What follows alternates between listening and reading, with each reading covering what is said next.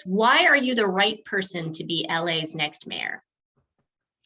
I think Los Angeles is at a turning point right now in our history, and we're facing a lot of unprecedented crises in our city. And as a result of that fact, I decided to run for mayor of Los Angeles. I'm the youngest mayoral candidate in our city's history, and I've certainly been told that there's things that I need to do in advance. I need to gain experience. I need to wait my turn. But the fact of the matter is that our city is under siege by special interests.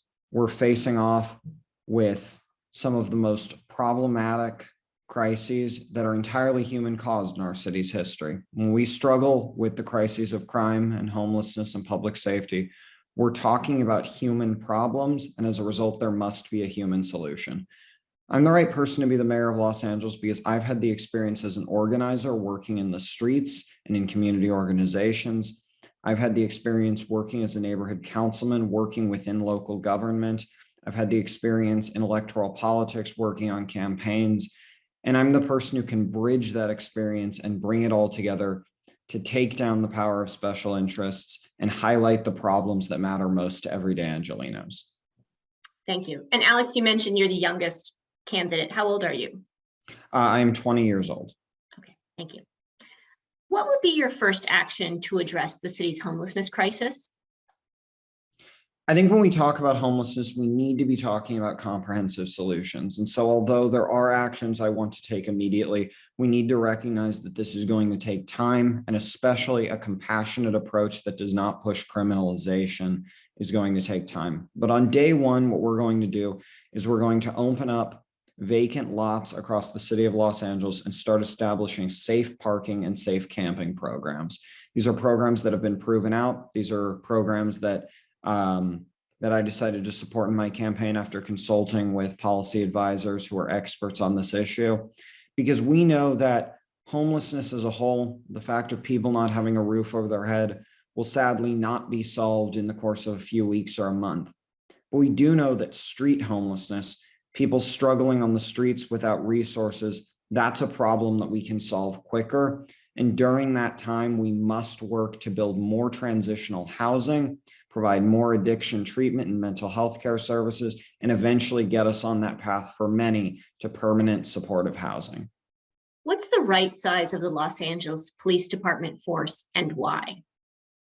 When it comes to the total number of officers, I am satisfied with the current amount of officers that we have on the force right now. I think when we look at the LAPD, we're talking largely about an issue of funding. I believe that the LAPD budget is too high, as do many Angelenos. We need to reallocate money away from the LAPD by demilitarizing, getting rid of surplus military equipment and other tactical solutions that do not improve our communities. However, despite wanting to reallocate some money away from the Los Angeles Police Department and pledging to not hire any officers above the amount that we currently have, I do not support defunding the police, and I do not support any officers being laid off from duty. What's an example of something you've done that wasn't popular, but was the right thing to do?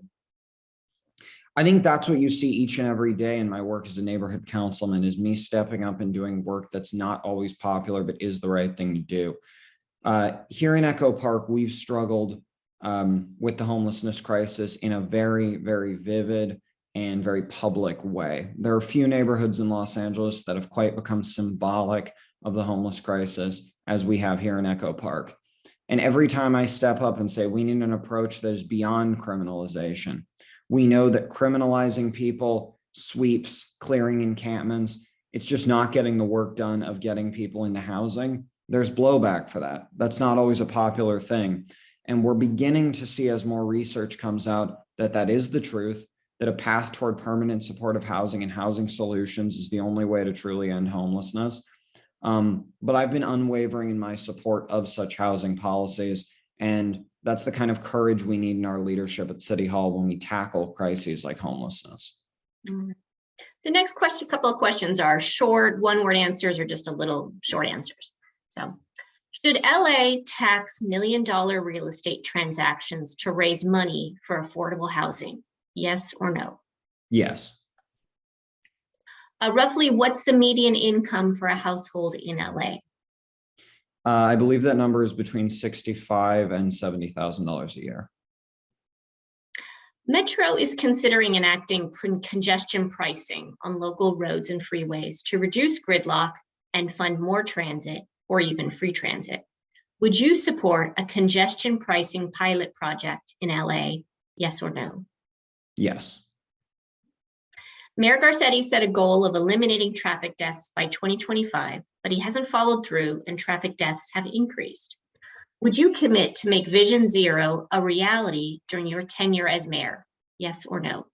Yes. Excellent. Digital billboards. Did the city have more, fewer, or the same number as now? Fewer.